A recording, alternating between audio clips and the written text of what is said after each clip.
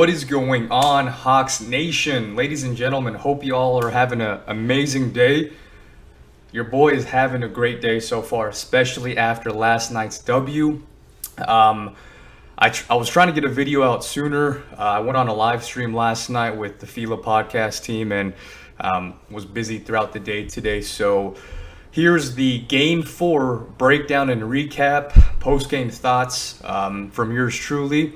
So really looking forward to it. If you guys are new to the channel, to Hawks Fan TV, leave a like. Would really appreciate if you guys like daily Hawks content and videos like this. Also, if you haven't already, please subscribe to the channel. Join the movement. My goal is to connect all the Hawks fans from all around the world in one giant community. I do live streams pre and post game as well, so I'll take live callers as well as do these, pre-game, post-game analysis videos as well. Now, before we really get into the meat and potatoes of this video here, I have this on my screen right now because I feel like this letter that JC wrote in preparation of the game, I think this got published the morning of Game 4 last night, and it perfectly encapsulates this Atlanta Hawks team, okay? Like, this team, I'm not going to go through all the details and actually read the entire letter. It's a pretty quick read. I'll link the actual article link in the description below if you guys haven't read this yet. But essentially, if you want the Cliff Notes version, it's basically written in first person, because John Collins is writing it, and basically he's discussing how he's always been overlooked throughout his entire life. Going into high school, he wasn't a highly touted recruit. He just so happened to get lucky and get invited to a top 10 basketball camp. That's where he kind of started making a name for himself. And then even coming into the league and going into college, he wasn't really that well known, wasn't really thought of. And he kind of also discusses, that's exactly how this team kind of is, aside from Trae Young. Most of these players kind of go under the radar, right? They're just known as the other guys, which is the title of this journal right here.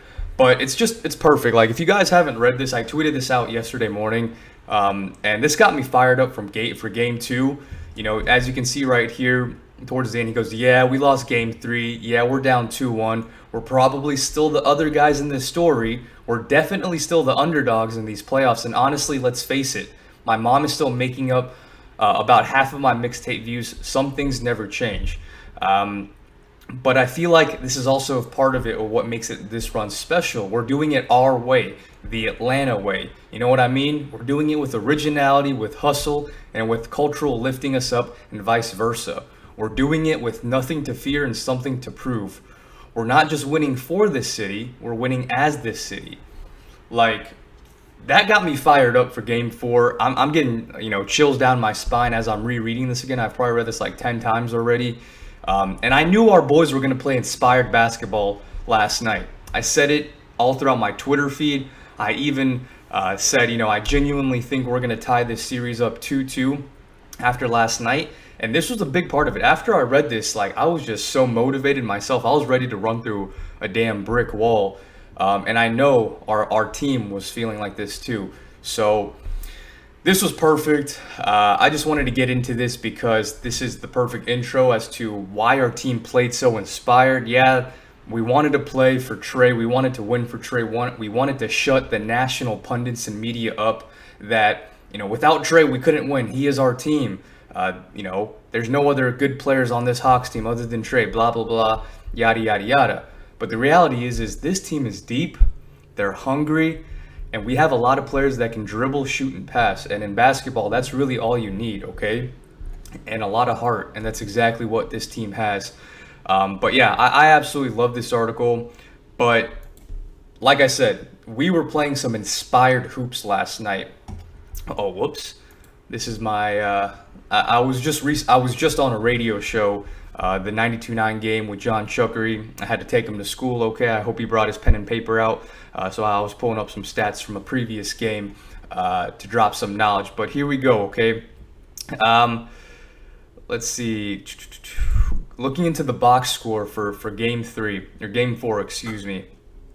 I love this game, okay? This was the best game, in my opinion, that we've played all year. Not just from an actual basketball perspective, but this was the best game just emotionally, spiritually, everything for me personally, okay? This was do or die. This was win or go home, okay? Like a lot of you guys know, if we lost last night, going down 3-1 back to Milwaukee, things aren't looking good for us. But I was confident. I knew that we were going to bring out the intensity, that fire, and that's exactly what we did, okay? Just like in Milwaukee's case, in Game 2, after we just beat them in Game 1, stole home court, they came out, played inspired. Oh, gosh. Sorry about this. Yeah, I hate when it does that sometimes. But anyways, we, just like Milwaukee, knew they couldn't go down 0-2 coming to Atlanta, and they played with that fire and that intensity. That's exactly what we did for Game 4 tonight. Backs against the wall, no Trae Young, and what do? We come out, and once again, this team shocks the world, and it shocks us fans personally too. I was a believer, but I know there was a lot of you guys out there. It's okay. You can leave a comment down below, own up to it. A lot of you guys were counting us out in Game 4 with no Trae.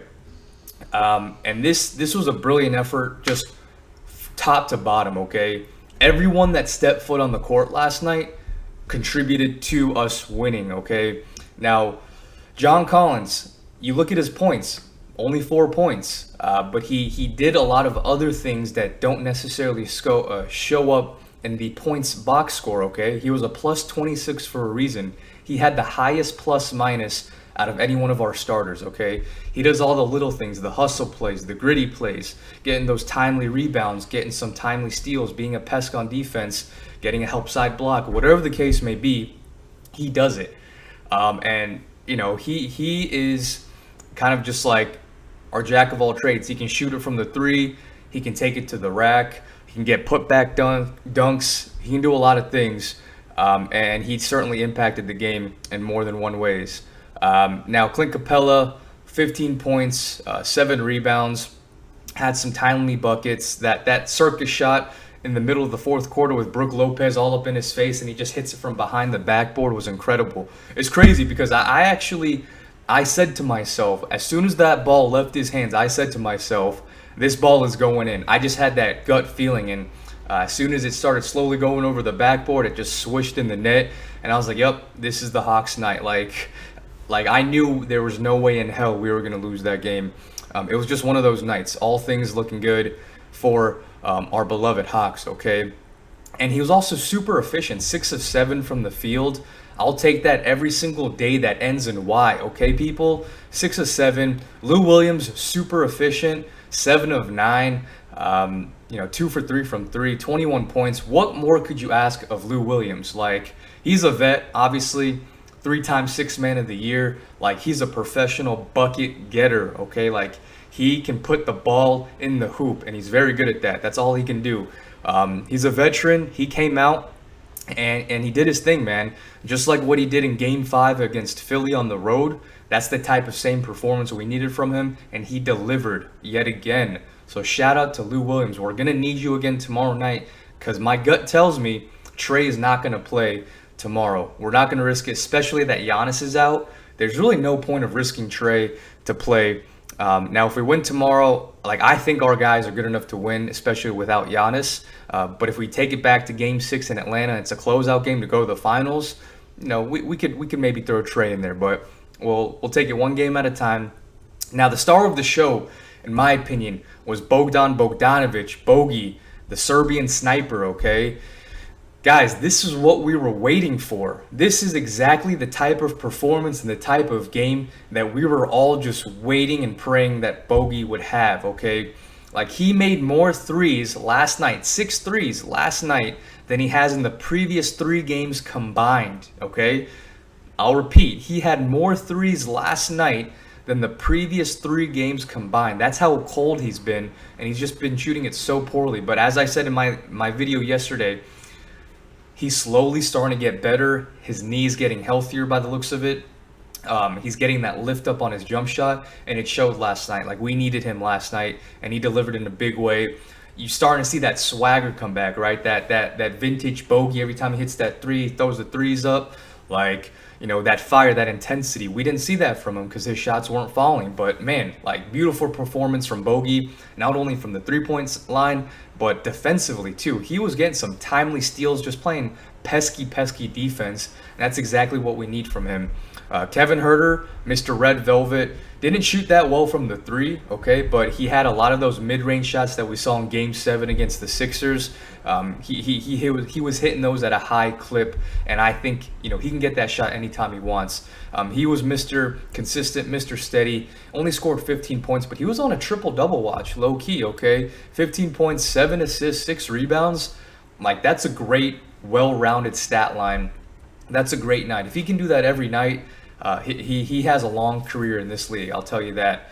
And then our bench, Danilo did his thing. He didn't play that much, okay? He only played 19 minutes, only took 6 shots. All 6 of them were from the 3-point line, but he made 2 of them, got to the line twice, Gallo being Gallo.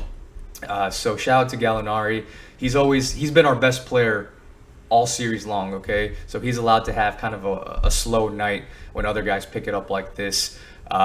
And then the big storyline from last night, and I'm one of the drivers in the main seat on this Cam fam bus, okay? Mr. Cameron Elijah Reddish, my boy, shout out to Duke. He was one of my favorite draft picks in the most recent years that we've had. And when he fell to us at 10, that was the same draft that we drafted DeAndre Hunter. Like when he fell on our laps at 10, it was just like a blessing from above, okay?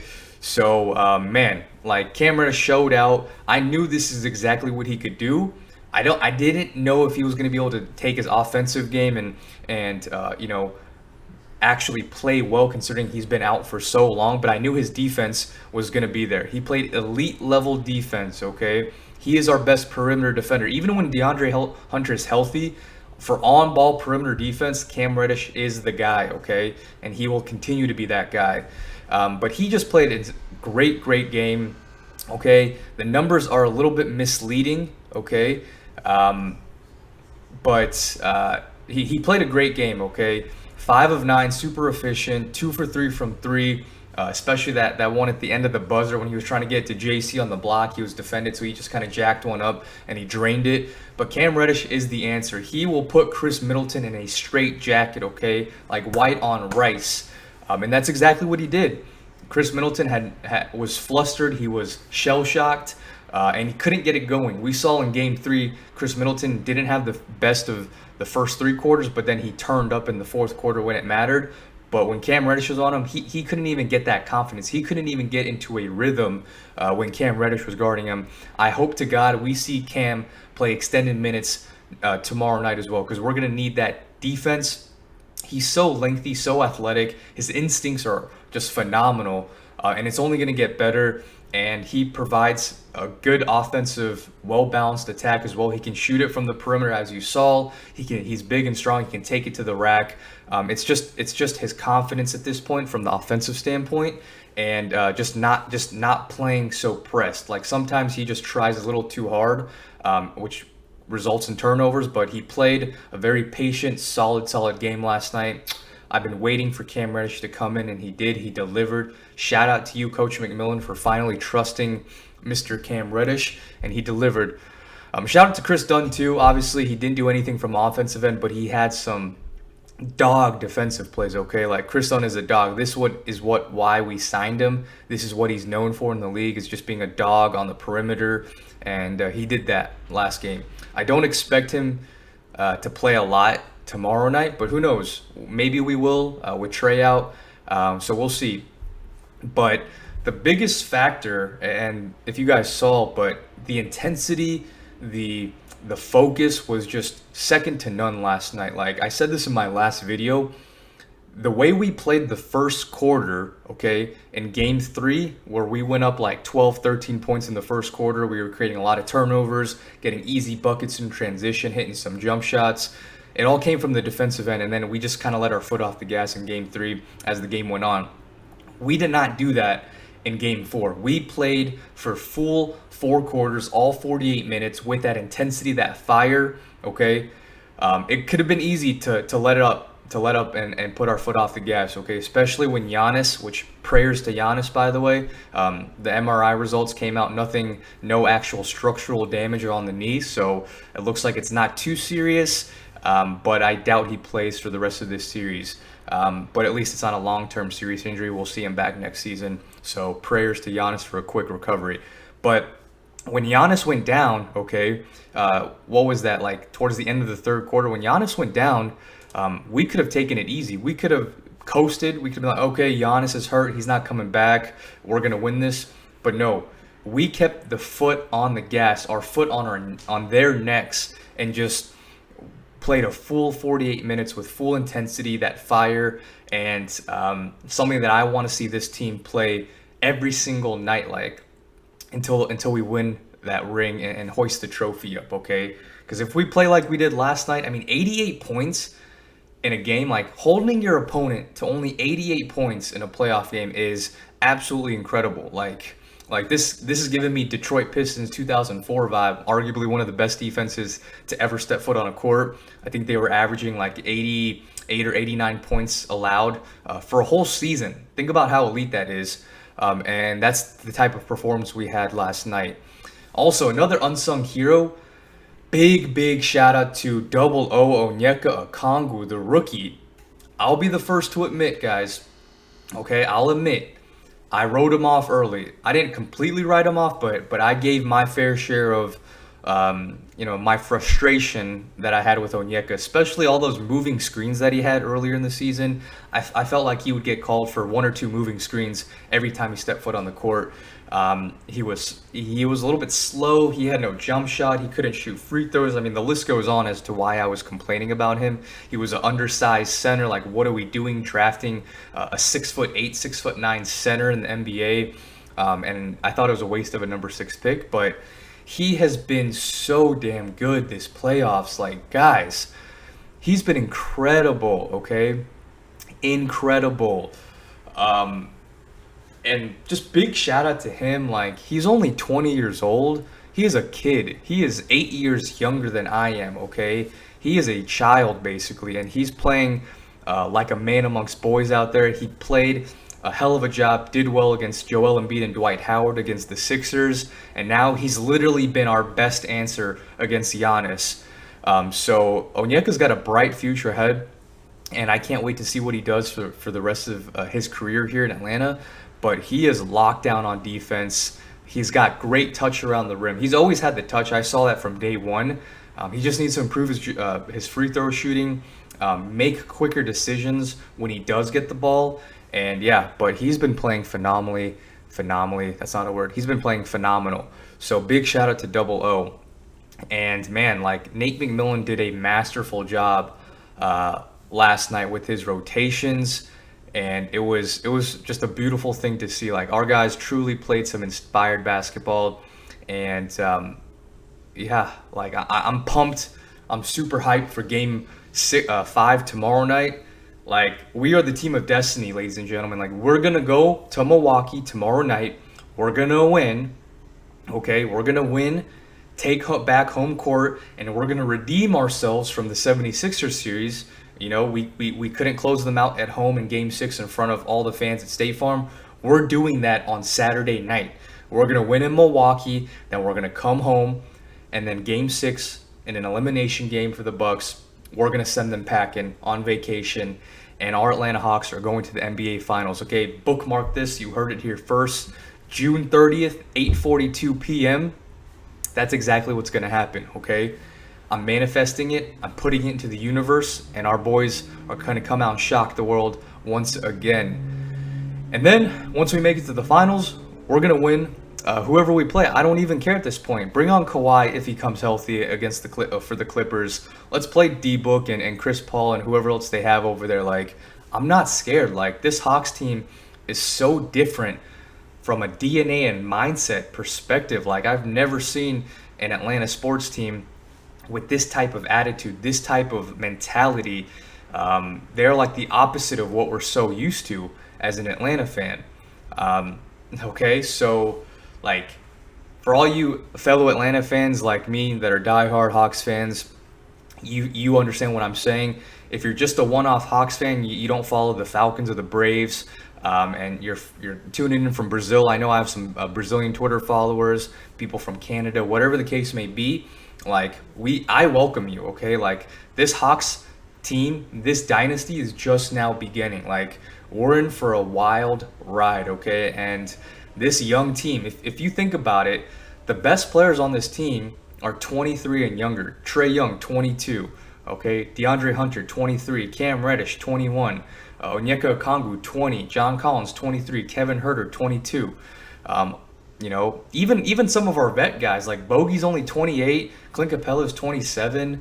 And so we're Gucci, guys. Like the future is bright. I need to get my sunglasses, okay? My sunglasses are probably in my car actually, but the future is bright, and like this is the birth of a dynasty we are all witnessing. So no matter if you've been a Hawks fan like me for 28 years, maybe you just recently became a fan a few years ago when Trae Young got drafted and you just love Trae, whatever the case may be, maybe you just became a fan this year in the playoffs and you fell in love with this Hawks team, how they play, the swagger and demeanor, the never quit attitude that they play with.